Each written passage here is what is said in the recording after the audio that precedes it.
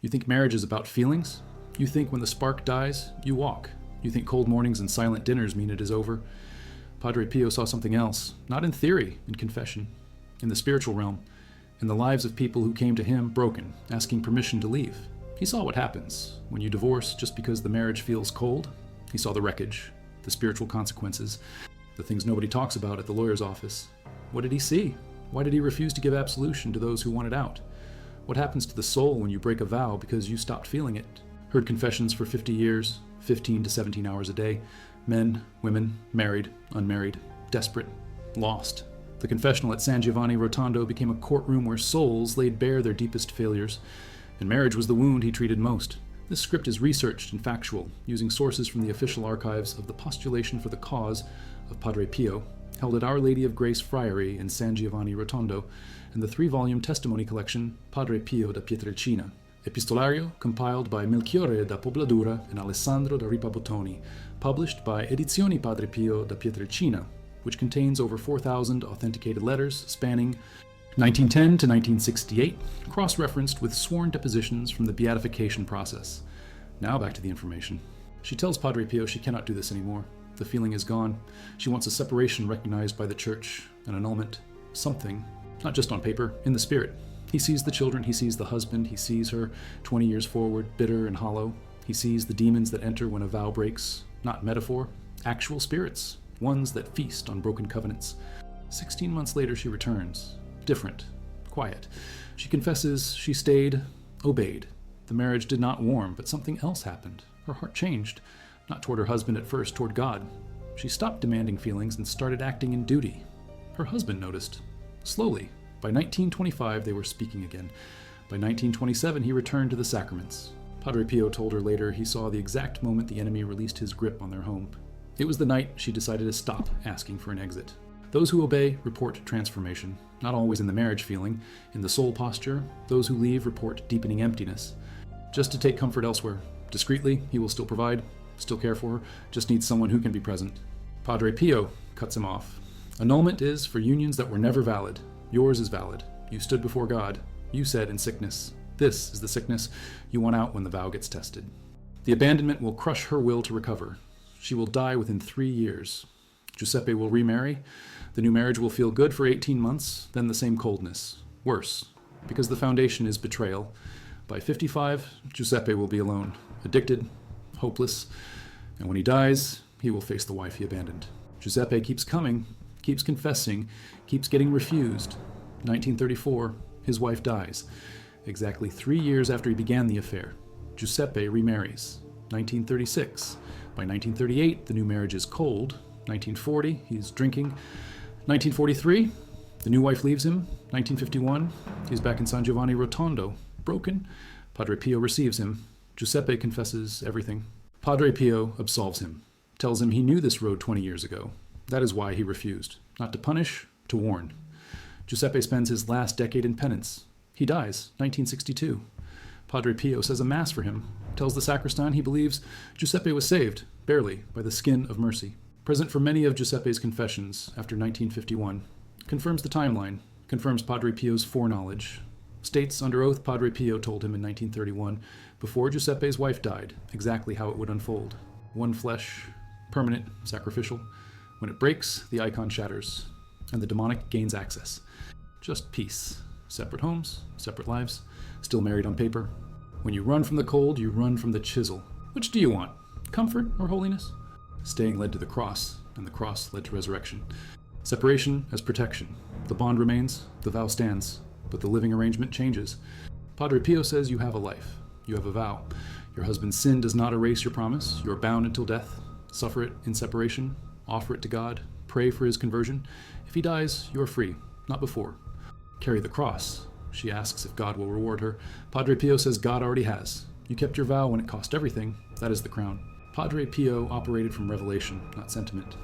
He claimed to see souls, not guessing. Actual sight. He could see the state of grace, the attachments, the demons assigned to each person, and he could see the future trajectory based on present choices, not fate, consequence. If you do this, that follows, the spiritual math. That is not language. It is reality. When you break it, you rip something that was fused. The wound is not just relational, it is in the soul. and the enemy exploits it. Oppressed, harassed, the protection was gone. You're not married to the second woman.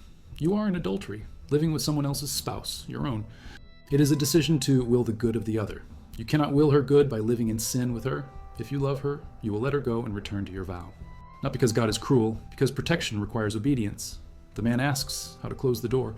Padre Pio says, leave the second woman. Reconcile with your first wife, if possible. If not, live celibate. Carry your cross. The difference is everything. Padre Pio writes back. Short. Persevere. Suffering and obedience is the narrow gate. You are on it. Covering 1930 to 1968, which contained 412 letters on marriage and family, authenticated by graphological analysis and cross-checked with recipient testimonies collected during the beatification and canonization investigations conducted from 1969 to 1999. Now back to the information. Not infidelity, not abuse, distance. They grew apart. They have nothing in common. They are roommates. They are tired. The feeling died. Can they leave? But people pushed back. What about happiness? Does God want us miserable? Padre Pio would say, God wants you holy. Happiness is a consequence, not a goal. If your happiness requires breaking a vow, it is not happiness. It is comfort, and comfort kills the soul. No conversation, no affection. She feels invisible. She meets a man at church, kind, attentive, notices her. They talk, nothing physical, just emotional intimacy. She starts to imagine a different life. She confesses to Padre Pio, not an affair, just thoughts, desires. She wants to know if she is sinning. Adultery starts in the mind. She protests. She's not touching him. Padre Pio says, you do not need to.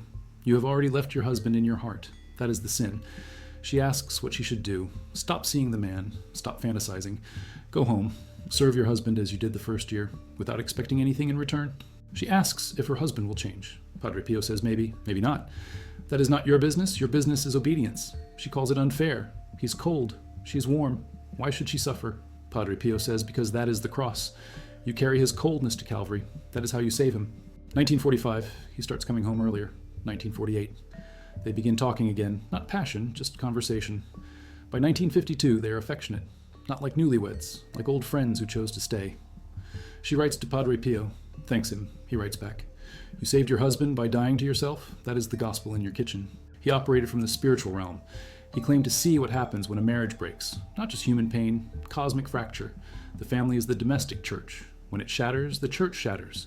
The children lose their foundation. The spouses lose their sanctification. The enemy gains a foothold in the lineage.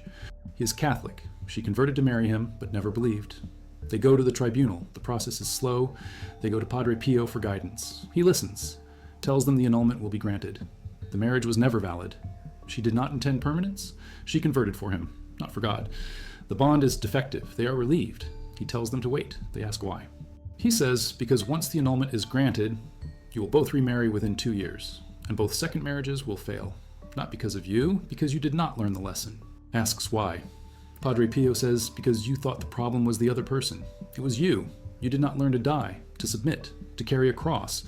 You wanted a partner who made you happy. Marriage is not about happiness. It is about holiness. You're still looking for happiness. That is why you keep failing. Only when you stop needing someone to complete you will you be ready for union.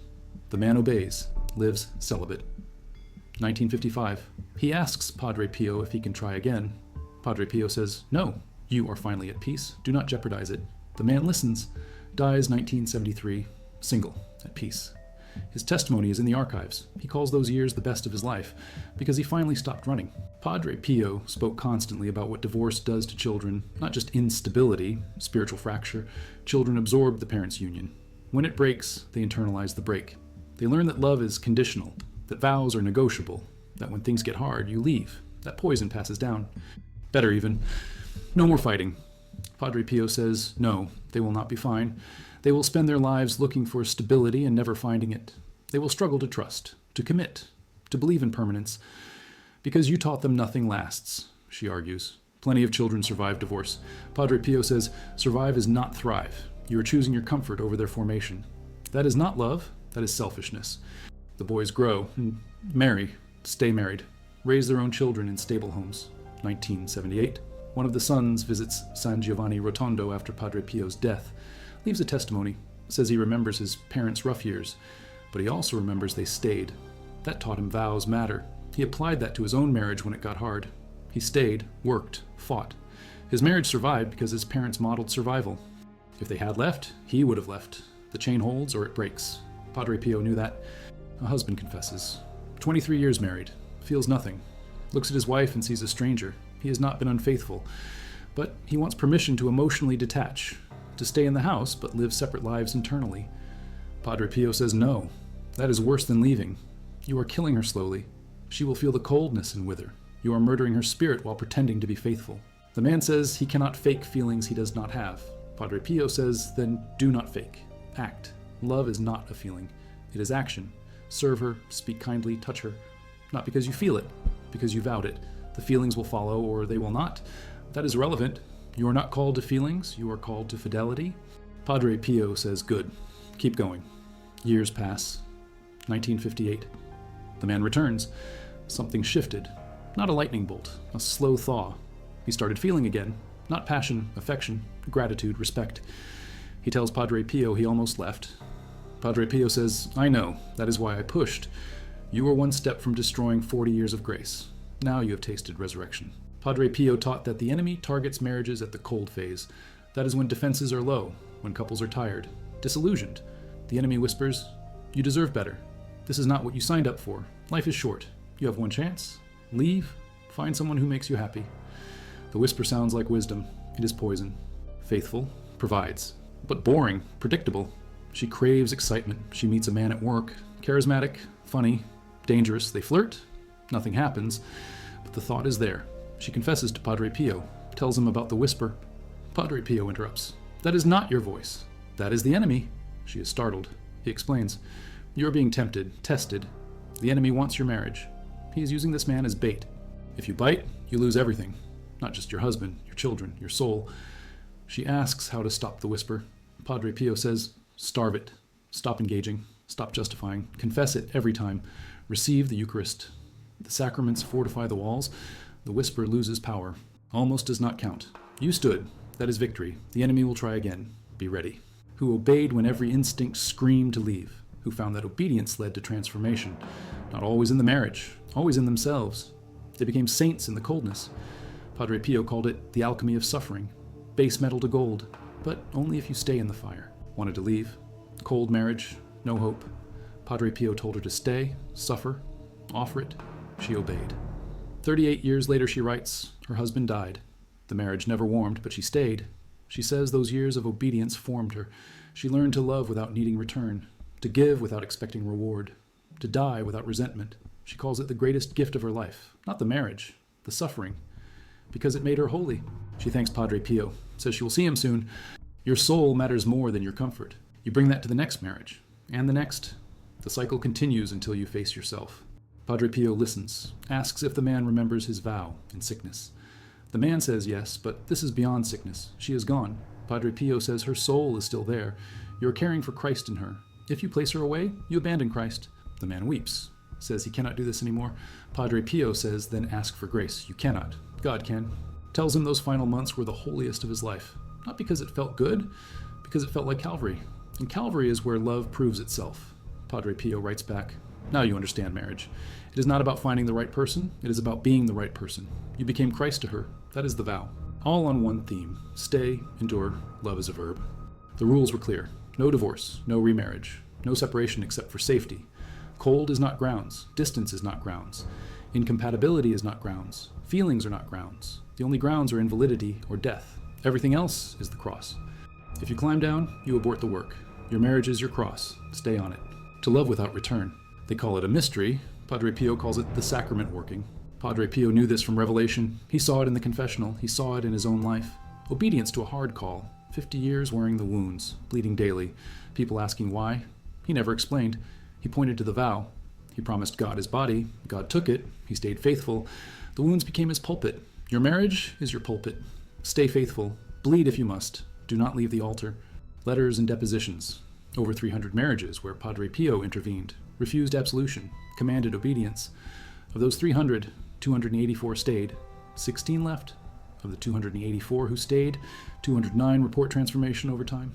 75 report endurance without transformation, but with peace. Of the 16 who left, 14 report regret and later testimony. 2 do not respond to follow-up. The numbers speak. Stay works. Leave does not. April 24th, 1999. Pope John Paul II declares Padre Pio a saint. The homily mentions his gift of reading souls, his miracles, his stigmata. It does not mention his marriage ministry, but the cause includes it. Volume after volume. Testimonies, letters, couples saved, families held together, the domestic church preserved, not by permission, by command. Padre Pio saw what happens when you divorce just because the marriage feels cold. He saw the souls, the children, the lineage, the enemy's grin, the grace withdrawn, the protection lifted, the slow descent into isolation and bitterness. And he saw the alternative, the couple who stays, who suffers, who obeys, who wakes up 20 years later and realizes they became saints in the winter, that the cold was the crucible, that the pain was the chisel, that the distance was the training ground for divine love. Love that gives without getting, serves without reward, stays without feeling. Then grace will carry you, but you must stay under it. If you walk away from grace. By staying, the frost burns off in the fire of fidelity. But it became sacred. They learned to love beyond feeling, to choose each other when there was no reason except the vow. He calls it the most important lesson of his life. He thanks Padre Pio for not letting him quit. Says he would have missed the entire point of his existence if he had left. The suffering made him. The obedience formed him. The cold refined him. At the end, that is when the lesson lands. When you look back and see that the cross was the gift, that staying was the miracle, that the cold was the mercy. Because in the cold, only God keeps you warm, and that is the whole point. Salvation. The marriage is the path, cold or warm, it is the path. Walk it to the end, die on it if you must, but do not leave it, because leaving it means leaving the way, and the way is the only thing that gets you home, because they never learned the lesson, that the problem was not the spouse, the problem was the unwillingness to die, to submit, to obey, to love past feeling. You cannot learn that by leaving, you only learn it by staying.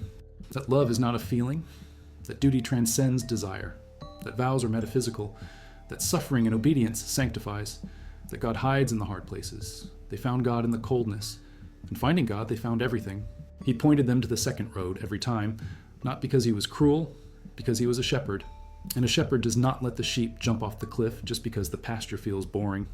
That is what Padre Pio saw, and that is what he fought to protect. The sacrament, the bond, the icon of Christ in the church, one flesh, permanent, unbreakable, even when it feels dead, especially when it feels dead, because death is where resurrection begins.